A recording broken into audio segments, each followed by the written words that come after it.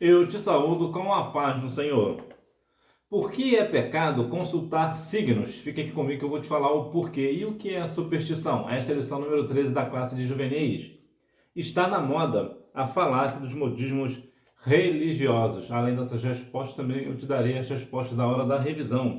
Para esta aula, os louvores sugeridos 18, 443 e 300. Para que não sejamos mais meninos inconstantes, levados em roda por todo o vento de doutrina, pelo engano dos homens que, com astúcias, enganam fraudulosamente. Aos Efésios, capítulo 4, versículo 14. Eu quero aproveitar e agradecer a você que ficou comigo neste trimestre.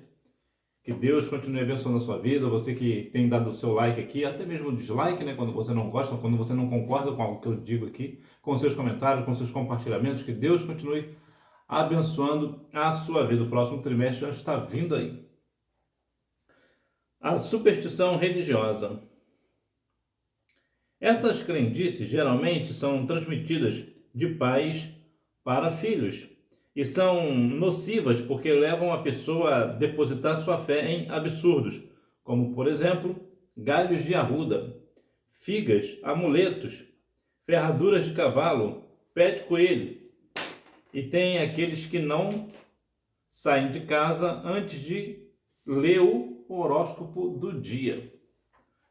Para começar a lição de hoje, temos que atentar para essa questão. A superstição religiosa. O que é superstição? É crer no absurdo. É achar que por causa de um galho de arruda vai mudar o destino. Eu lembro que quando eu era garoto, eu ia para o campo jogar bola, pensa uma pessoa perna de pau, então. E eu observava que as pessoas colocavam galhos de arruda, andavam com galho de arruda na cintura, preso ao short, né, ou em outro lugar. E aquilo me incomodava muito. Por que essas pessoas põem isso? E eles, cada um falava uma coisa. Não, isso aqui é para dar sorte.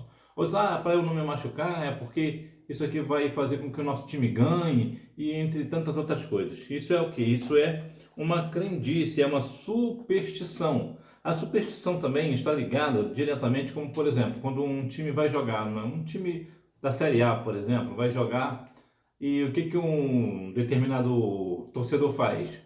Vai assistir o jogo com uma camisa específica, ou com uma roupa específica, ou vai fazer algo específico, ou seja, todo jogo daquele time ele vai fazer isso especificamente, ou seja, vamos dizer, por exemplo, que todo jogo ele vai usar uma camisa amarela que ele usou da última vez que o time dele venceu.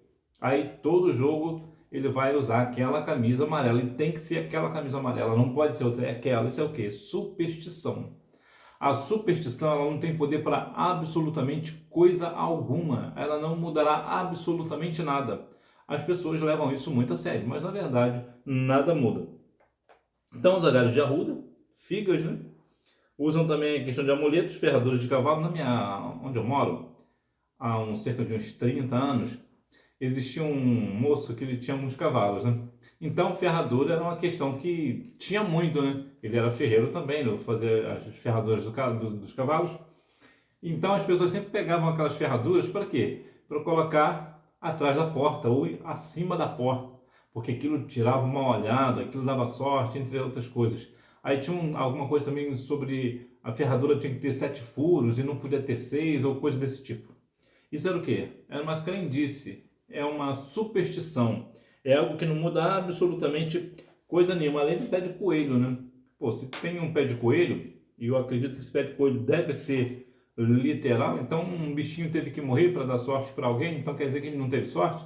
Eu acho que pé de coelho não dá sorte mesmo, né? Porque pelo menos para o coelho não, né?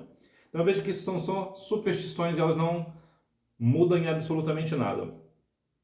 Além, é claro, do famoso ler o horóscopo, saber o signo. E isso é uma questão muito séria, né? Essa questão de signo, eu tive uma aluna que, assim que eu comecei a dar aula para a classe que ela estava, eu dei uma vasculhada nas redes sociais de todos os alunos para ver alguma coisa, se tinha alguma coisa fora. E o dela estava lá. Ela tinha colocado o signo dela lá. Falei, Isso aí vai me dar um pouco de trabalho, pensei logo. Eu tive às vezes, a gente observa essas coisas e as pessoas podem estar pensando: ah, você está olhando isso, não é feio. Não, eu só queria ter uma noção, queria ter uma direção.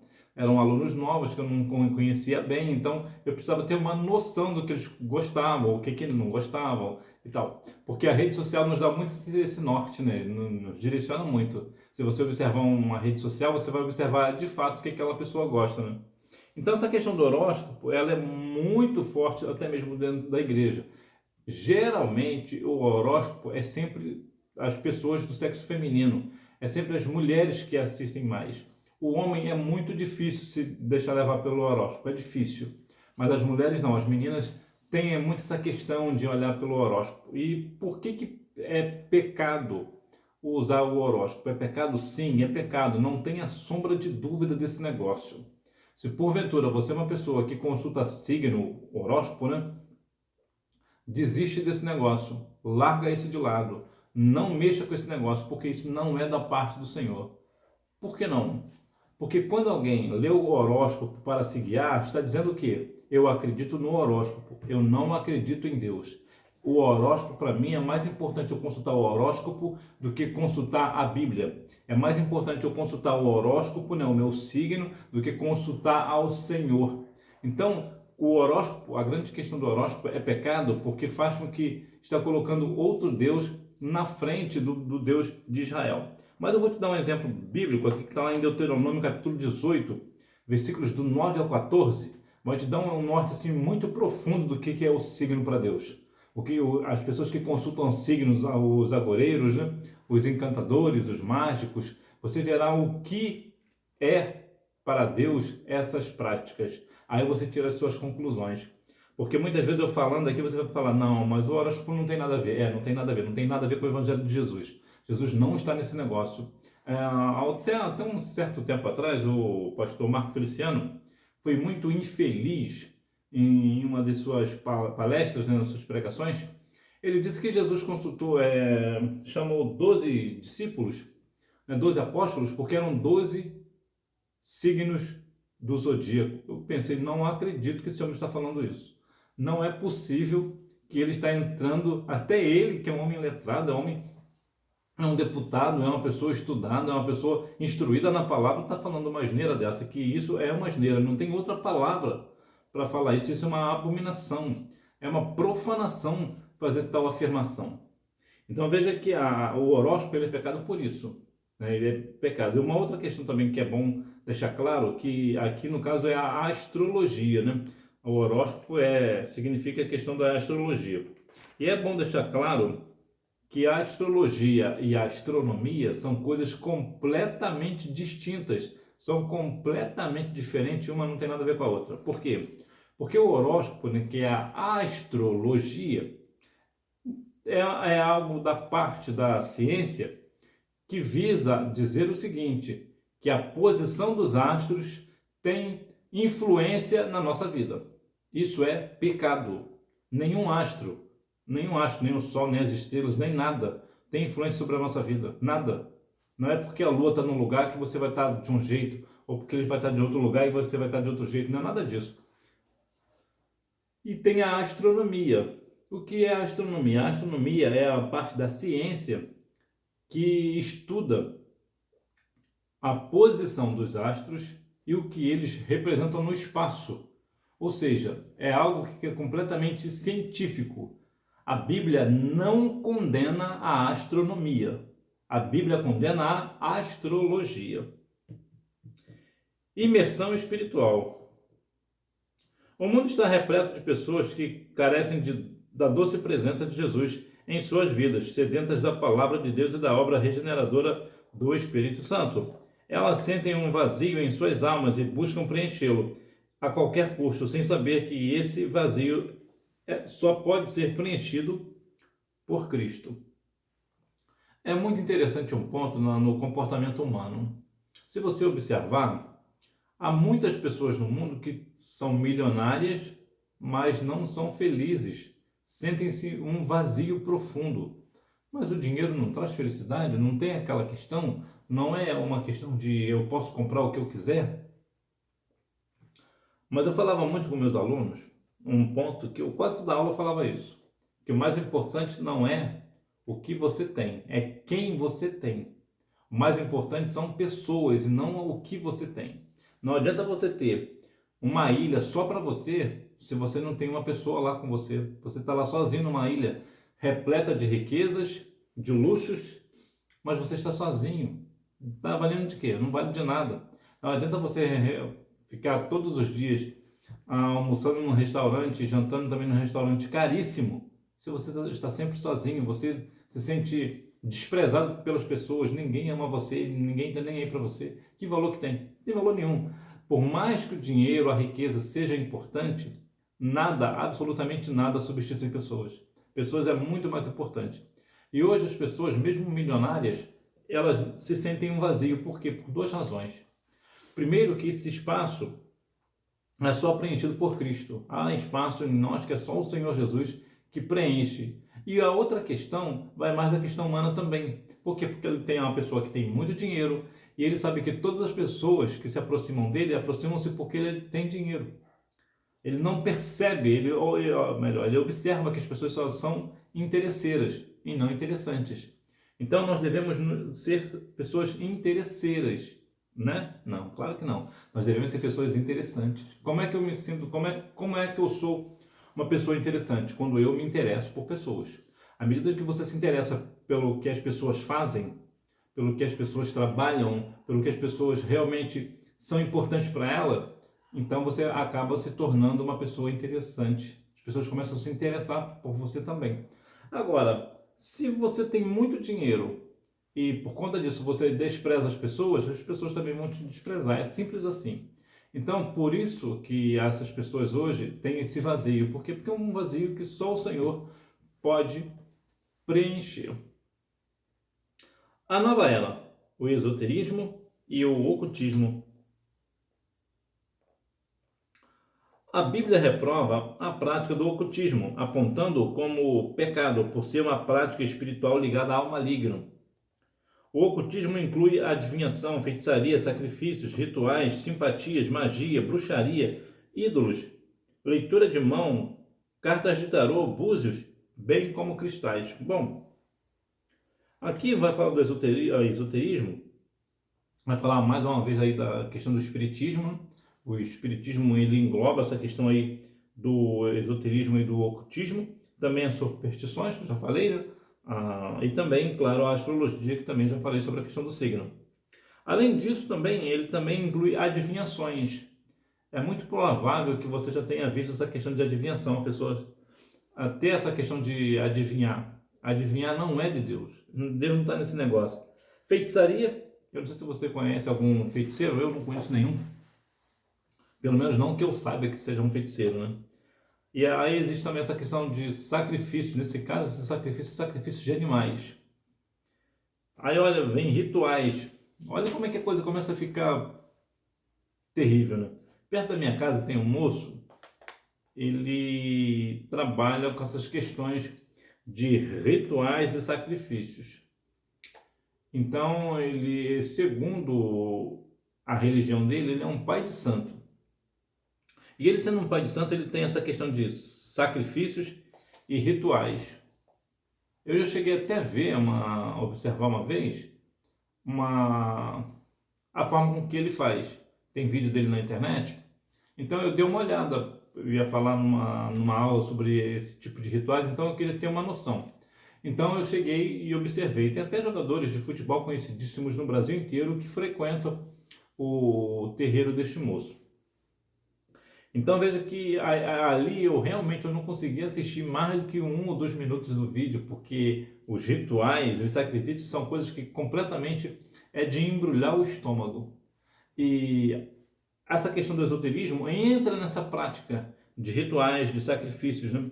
Aí tem também aquela questão de simpatia, né? As pessoas faziam muito isso quando eu era garoto. Hoje em dia eu não vejo muito, é muito difícil ouvir alguém falar sobre o negócio de simpatia.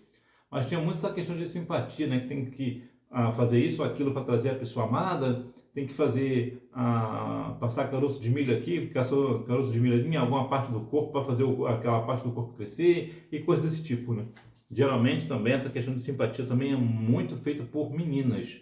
As meninas geralmente fazem muito isso. Os homens é muito difícil de entrar nessa questão. Aliás, difícil não é a mesma proporção. É, digamos, de cada 10 meninas que faz, um é homem, né? Vamos colocar assim, 10 por 1, mais ou menos isso. Aí tem a questão da magia. A Nigéria, na verdade, a Nigéria ela entra muito nessa questão de magia, bruxaria e também a questão da feitiçaria, né? Na Nigéria é muito forte esse negócio. Perto da minha casa tinha uma pessoa que as pessoas falavam que ela era uma bruxa, mas eu sabia que não era. As pessoas que diziam que sim. Aí tem essa questão de ídolos. E ídolos aqui vai entrar em questões tanto na questão espiritual quanto na humana. Por exemplo, o ídolo que as pessoas veem hoje, né? 1 Coríntios 4,4 fala que o Deus desse século, que no caso é o diabo, ele cegou o entendimento das pessoas. E as pessoas seguem muitas questões de ídolos no Brasil, né? Como, por exemplo, essas questões de imagem, de escultura. Isso é o quê? Isso é um ídolo. O próprio diabo, né, propriamente dito, né, uma vez que lá em Gravataí, no Rio Grande do Sul, levantaram uma estátua de Satanás lá. Então isso é o quê? Isso é um ídolo. Mas também entra nessa questão pessoal. Por exemplo, um jogador de futebol, ele é meu ídolo. Isso não é da parte do Senhor. Isso não é de Deus. Nós devemos ter admiração pelo jogador. Mas dizer ele como ídolo? Não, de maneira nenhuma. Nós podemos e devemos ter admiração, não mais do que isso. Leitura de mão. Tem uma cidade perto da minha casa, que sempre quando a gente passa na rua, fica várias pessoas na rua, deixa eu ler sua mão, deixa eu ler sua mão. Eu fico pensando, como é que essas pessoas acreditam nesse negócio de leitura de mão? Não é possível. Não é possível que nessa época que nós estamos vivendo, de tecnologia, as pessoas ainda acreditam nessas coisas. Tem também essas cartas de tarô, búzios, né? Essa questão de búzios também é muito ligada também à questão do candomblé, né?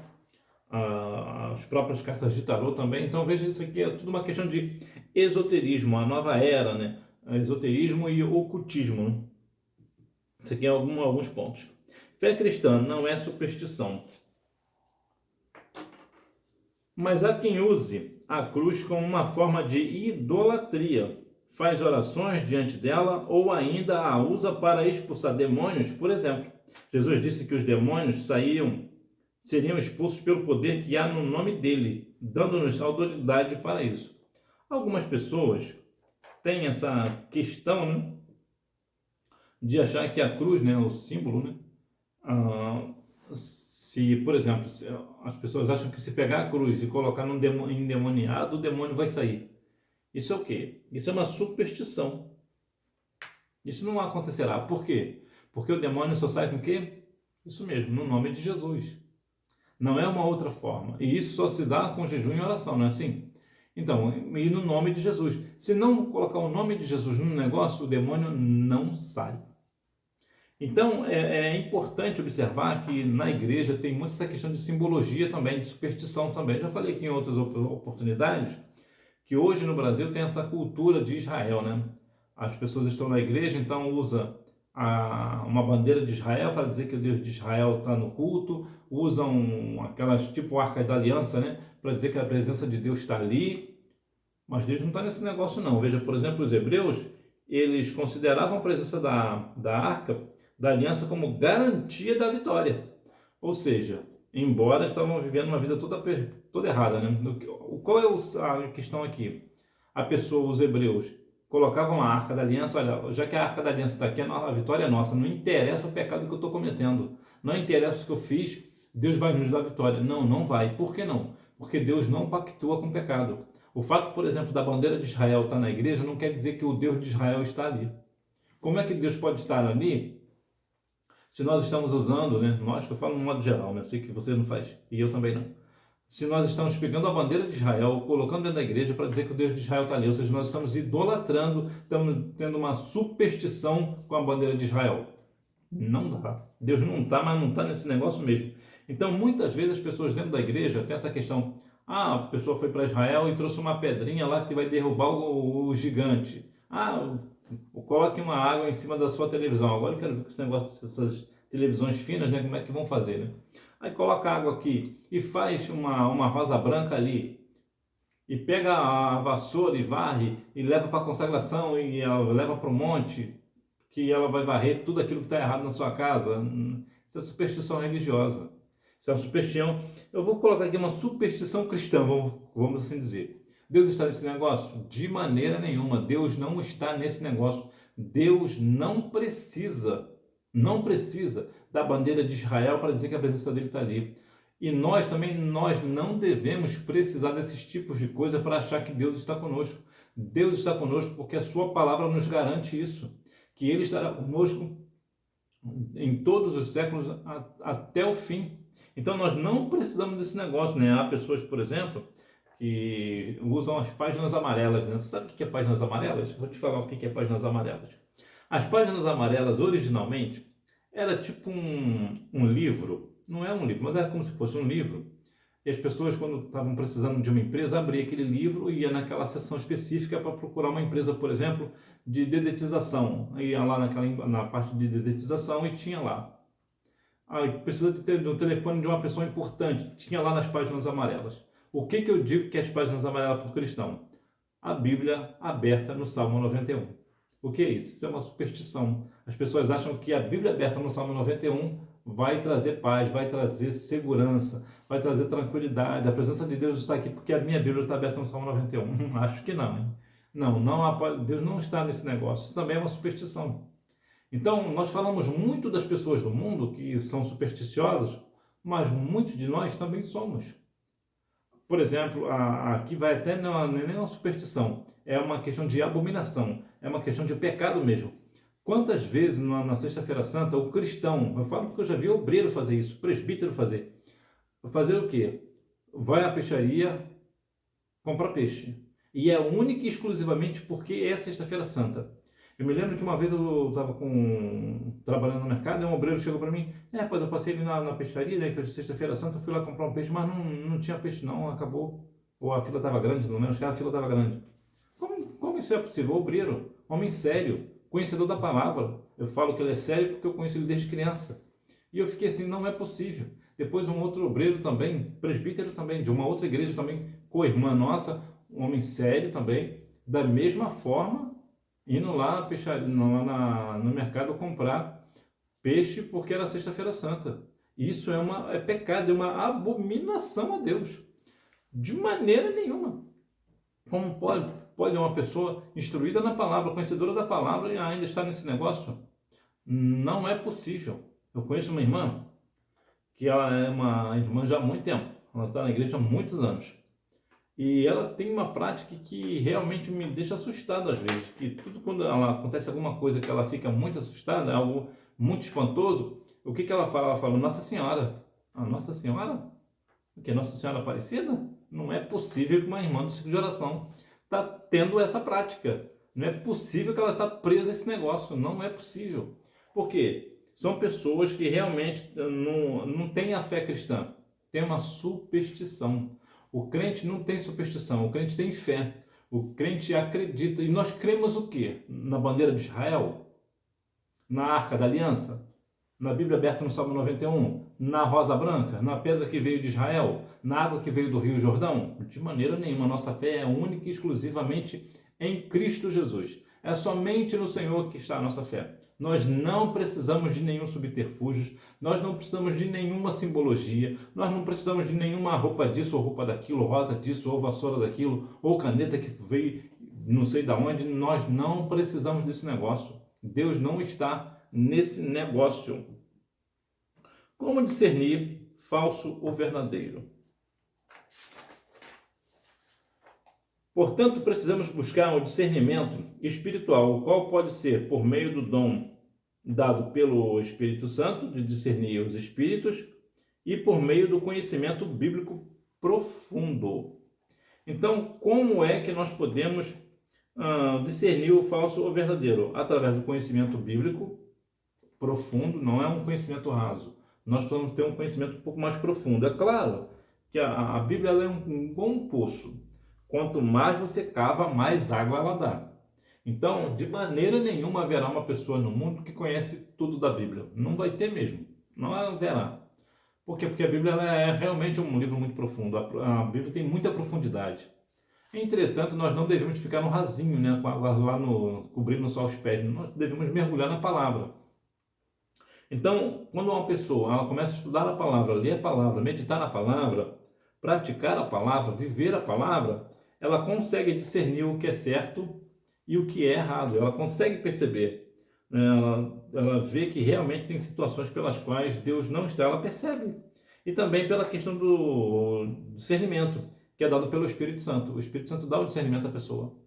Há alguns casos, por exemplo, de pessoas que estão dentro da igreja e fazem alguma coisa e o Senhor, o Espírito Santo, faz com que a pessoa discerna que aquilo não é de Deus. Eu lembro que na matriz, né, na sede da minha igreja, onde estou, aconteceu um fato, eu não estava presente, as pessoas comentam, eu não estava presente. Nessa época eu acho que ainda não estava na igreja, eu ainda estava no mundão ainda, perdido, só a misericórdia. Uma pessoa começou a falar em língua estranha e uma das pessoas observou. Então o obreiro desceu do ministério, colocou a mão na pessoa e disse: em nome de Jesus, sai dele. A pessoa caiu endemoniada. Ou seja, parecia que ela estava sendo o quê? Batizada com o Espírito Santo ou coisa do tipo, né? Estava falando em línguas estranhas. Não, não estava falando em línguas estranhas. Então aquilo ali era o que? Era uma manifestação demoníaca. Como é que ele conseguiu perceber? O Espírito Santo deu discernimento para ele. Por quê? Porque isso aqui, eu acredito nesse ponto específico, eu acredito que por mais que a pessoa conheça a Bíblia, eu acredito que a pessoa não consiga discernir se é realmente de Deus ou não. Nesse sentido de língua estranha, não. A não ser que essa pessoa seja batizada com o Espírito Santo, aí ela consegue discernir. Porque ele vai ver que tem alguma coisa errada, ele vai ver, a pessoa sente que não é de Deus. Então você vê que ali teve uma manifestação do Espírito sobre a vida daquele obreiro. O obreiro foi lá e repreendeu aquela pessoa. Então nós devemos ter conhecimento bíblico profundo, que tem muitas coisas que nós conseguimos pela palavra, nós já observamos, mas a Bíblia não diz isso, a Bíblia não fala assim. Então, esses dias eu até estava falando com o obreiro e eu expliquei uma questão para o obreiro, né? O obreiro acreditava piamente, duramente, sinceramente, honestamente, que a pessoa só pode ser batizada com o Espírito Santo se descer as águas. Eu expliquei para ele: não é assim. Deus, ele não precisa de uma regra humana para atuar. Aí eu fui dar algum exemplo para ele, bíblico falando, né? E aconteceu como aconteceu algo na nossa congregação, na nossa sede, que eu já comentei aqui algumas vezes. Uma uma adolescente de 13 anos, ela foi batizada com o Espírito Santo antes de descer as águas. Falei: isso aí, fulano é um bom exemplo. Aí ele parou, pensou: é mesmo, né, rapaziada? Ela não desceu as águas não. Eu falei: não, ela vai descer as águas ano que vem. E ela já foi batizada com o Espírito Santo. Então veja que há uma questão importante de observarmos sobre a questão do Espírito Santo. Deus não tem essa questão de: eu só vou batizar fulana porque se ela for descer as águas. Não, a nossa questão é fé. Então quando a pessoa é batizada com o Espírito Santo, ela tem muito discernimento, ela começa a ter discernimento, ainda mais com o Espírito Santo dela, porque tem pessoas que são batizadas com o Espírito Santo, mas não se aprofunda, fica ali no rasinho mesmo: já sou batizada com o Espírito Santo, já está bom, e não busca mais, não se renova mais. A pessoa que é batizada com o Espírito Santo, ela precisa estar sempre nas consagrações, nas vigílias, né? Buscando no monte, buscando dentro de casa, orando ao Senhor, com a vida piedosa, para quê? Para o Senhor renovar o ministério.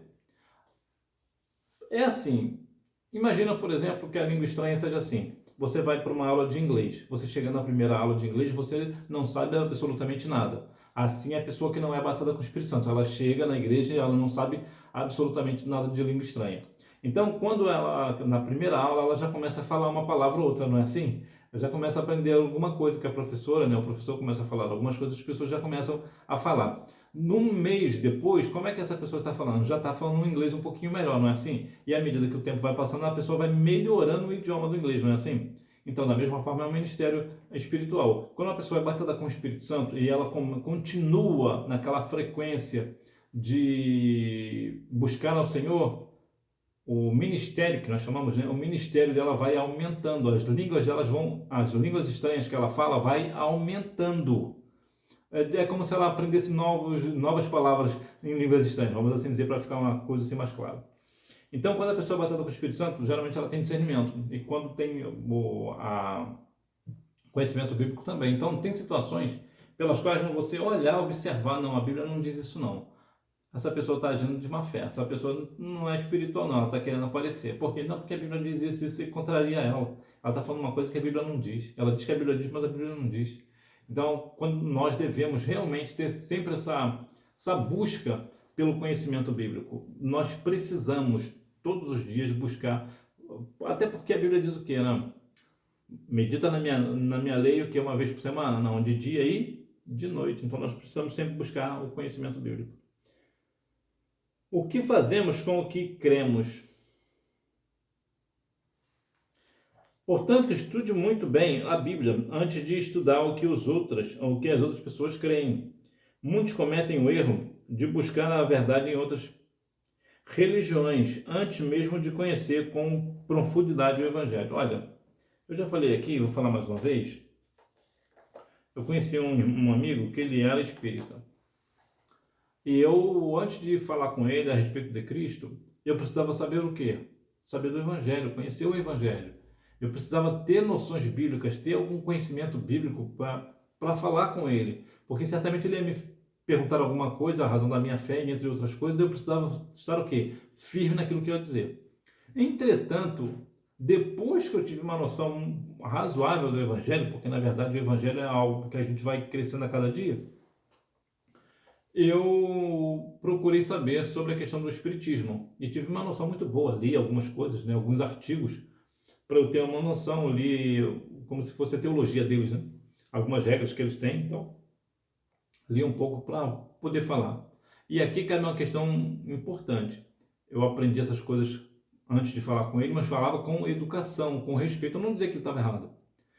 O que eu fazia era mostrar o ponto do Evangelho. Então, qual é o ponto aqui? Tem muitas pessoas hoje que quer pregar para uma pessoa espírita, para uma pessoa do candomblé, da macumba, ou seja, de outra religião que for, mas não conhece o Evangelho. Olha, se ele não conhece nem o Evangelho, como é que ele vai pregar para alguém? Como é que ele vai querer falar de outra religião? Como é que ele vai conseguir fazer com que o Espírito Santo use ele? Que é o Espírito Santo que confunde, olha só, é o Espírito Santo que convence o homem do pecado, da justiça e do juízo. Como é que o Espírito Santo vai me usar para falar com alguém se eu não conheço o Espírito Santo? Se eu não conheço a Cristo? Se eu não conheço a Deus? Se eu não conheço a palavra? Eu preciso estar dentro do centro da vontade de Deus. Eu preciso conhecer o Senhor. Eu preciso conhecer, não é o que a Bíblia diz lá em Oséias 6,3? Prossigamos em conhecer ao Senhor. Nós devemos conhecer o Senhor um pouco hoje, um pouco amanhã, e a gente vai crescendo na graça e no conhecimento do nosso Senhor e Salvador Jesus Cristo, como nos diz 1 Pedro 3,15. Nós precisamos procurar conhecer o Senhor. Então, antes mesmo de nós procurarmos falar para outras pessoas a respeito de suas religiões, nós devemos fazer o quê? Conhecer a nossa. Nós devemos ter muita essa questão do conhecimento do Evangelho. O que eu falei sobre crescer na graça e no conhecimento do Senhor Jesus, eu falei errado. É 2 Pedro 3,18. Antes de crescer na graça e no conhecimento do nosso Senhor e Salvador Jesus Cristo. Então nós devemos crescer no conhecimento de Cristo. Nós precisamos conhecer quem é o Senhor. Não fazer igual os discípulos, né? Quando o mar estava bravio lá, tem onda para cá e para lá, que o Senhor Jesus virou e calma-te aí. E tudo se fez bonança. O que os discípulos disseram? Quem é este que até o vento e o mar lhe obedece? Olha, estamos andando com Cristo e não sabia quem ele era? Como isso é possível? E não é assim que está acontecendo muitas vezes na igreja. As pessoas vão à igreja, mas não conhecem a Cristo. Nós devemos conhecer a Cristo, entender bem o Evangelho para depois saber do que as pessoas creem, né? Compartilhe a razão de sua fé. Temos a responsabilidade de compartilhar nossa esperança. Jesus Cristo não pense que isso é apenas uma opção. Muito além disso, é uma missão dada por Jesus a todos que são seus discípulos. Quando você fala da razão da sua esperança, que é Cristo, não é somente um prazer que nós devemos ter. Nós devemos falar com Jesus com alegria. E também isso é uma responsabilidade. Nós devemos sempre, quando nós pudermos, falar de Cristo para alguém. Na fila do banco, lá no shopping, na fila do cinema, ou até mesmo dentro do cinema, antes de começar a sessão, é claro. Senão as pessoas não vão ficar um pouco chateadas com você. Então nós devemos ter essa responsabilidade. Isso traz responsabilidade. eu conheço a Cristo, mas eu preciso fazer com que outras pessoas também o conheçam. Assim como eu tive o privilégio de conhecer e vou herdar o reino, as outras pessoas também precisam disso, precisam ser libertas. Como é que as pessoas serão libertas? Através da minha vida, que eu vou falar do Evangelho de Cristo para essa pessoa. Então, a nossa esperança é quem? A nossa esperança é Cristo. Muitas vezes, né, falando sobre a questão da esperança, né, pregar da esperança, como podemos pregar hoje? Através da internet, por exemplo. Quando você está falando com alguém por aplicativos de mensagens instantâneas, você está falando de Jesus, você está evangelizando. É claro que tem algumas questões que você precisa ter cautela, né? Você não vai ficar mandando mensagem cristã para aquela pessoa que não é cristã toda hora, né? A pessoa vai acabar te bloqueando. A pessoa a mensagem que nós devemos mandar é aquela mensagem assim direta, direcionada, aquela questão direta, não é uma questão avulsa. Você está conversando com seu amigo, com a sua amiga, de repente ele entra ou ela entra num assunto que você observa e fala, tem um texto bíblico que responde essa pergunta dele. O que você faz? Você vai lá e dá a resposta para ele, biblicamente falando. Olha, no livro tal, em tal lugar, assim, assim, a Bíblia diz assim, assim, assim, assim. A pessoa vai tomar aquele impacto. Ué, a Bíblia fala sobre isso. Agora, se você chega e manda mensagem para essa pessoa toda hora, falando de Jesus, a pessoa vai ficar saturada. Nós precisamos ter o quê? Ter sabedoria no falar. Nós devemos ter sabedoria no que nós vamos fazer.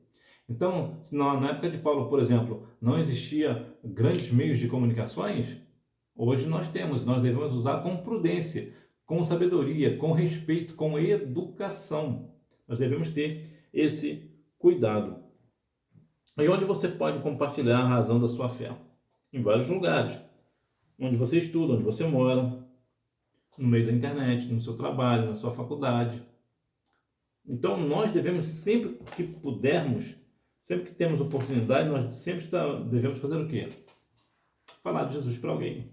Para concluir, há determinados costumes estranhos, ou melhor, há determinados costumes entrando na igreja. Alguns, embora supostamente pautados em textos bíblicos, não passam de superstição. Então, se você está numa igreja, começa esse papinho de bandeira de Israel, vamos orar por Israel, vamos fazer isso, vamos tocar aquele zofá, né? Uma vez eu estava na igreja e eu fiquei até um pouco assim, não é possível. Puseram um bandeirão, até bonito, uma bandeira de Israel, né? Uma bandeira bonita. Puseram a bandeira de Israel lá e eu olhei, vamos ficar em pé, vamos orar por Israel. E começaram a orar por Israel. De repente, veio o irmão lá, vamos tocar aqui o zofá, vamos fazer isso, vamos fazer aquilo. Aí pegaram aquele, o zofá é tipo um berrante aqui para nós, né? É algo parecido. Ele tocou aquele trem lá e eu fiquei observando, não é possível. Deus está aqui, irmão. E eu fiquei olhando e falei, o negócio aqui está estreito mesmo. Então, o que é isso? Isso é uma superstição. Pode parecer algo bíblico, porque o zofá é tocado, a Bíblia menciona em alguns casos, a bandeira de Israel, a Bíblia diz para nós orarmos pela nação de Israel, né, pelo país, né? A Bíblia menciona, acho que é Salmo 128, acho que o último versículo de Salmo 128, me parece que fala sobre a questão de Israel, né? Vamos ver se é isso mesmo? Só para a gente ter um norte, né, ter uma direção legal. Salmo 128.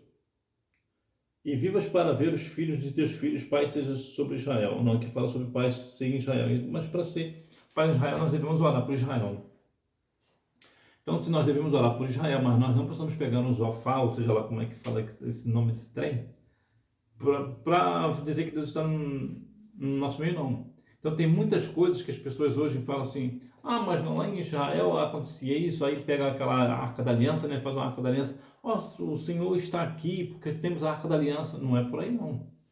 Deus não está nesse negócio, não. Deus não precisa de subterfúgios. Deus não precisa de uma pedrinha branca, coisa do tipo. Deus não precisa desse negócio, não. A nossa fé não tem que estar nesses objetos, nesses utensílios, nessas simbologias. A nossa fé, ela precisa estar única e exclusivamente em Deus. Somente em Deus. Hora da revisão. Número 1. Não é apenas uma ideia ou seita, mas um movimento religioso, filosófico, econômico e político. Número 2. Uma grande cilada usada pelo diabo é o marketing de fazer tudo no ocultismo e no esoterismo parecer inofensivo, divertido e natural. E não é que é uma boa armadilha, né? para pegar jovem desavisado.